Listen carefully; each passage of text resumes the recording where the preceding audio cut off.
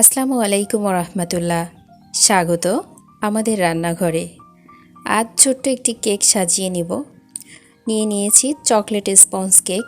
আমি উপর থেকে এর ছোট্ট আবরণ ছুরি দিয়ে কেটে নিয়েছি এবং কেকটি আমি প্লেটের উপরে যেহেতু বসাবো, আমি প্লেটের উপরে আগে একটু ক্রিম বসিয়ে দিয়েছি এবং একটি স্লাইস বসিয়ে দিয়েছি। আমি পুরো কেকটাকে দুইটি স্লাইসে ভাগ করে নিয়েছি।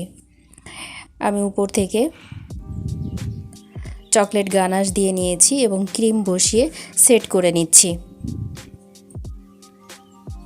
এ পর্যায়ে দ্বিতীয় স্লাইসটা বসিয়ে দিচ্ছি।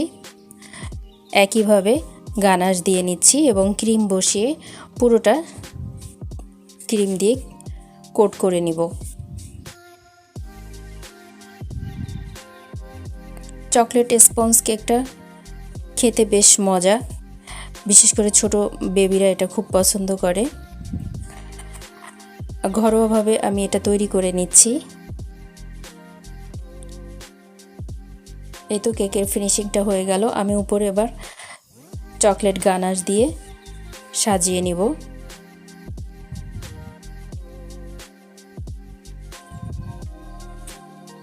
এই পর্যায়ে আমি উপরে ক্রিম দিয়ে ফুল দিয়ে নিয়েছি। সাজিয়ে এবার ছোট ছোট করে ফুলগুলো দিয়ে নিচ্ছি।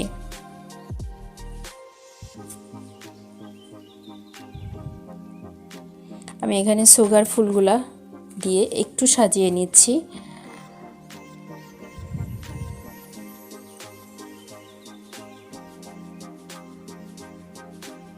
খুবই অল্প সময়ে চকলেট কেকটা তৈরি হয়ে গেল। উপরে সুগার বলগুলো দিয়ে নিচ্ছি এবং দুটি চকলেট তৈরি করা ছিল, আমি এর উপরে বসিয়ে নিচ্ছি।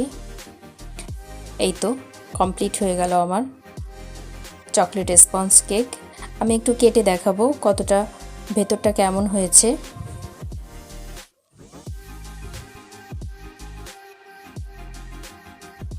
বেশ সফট হয়েছে,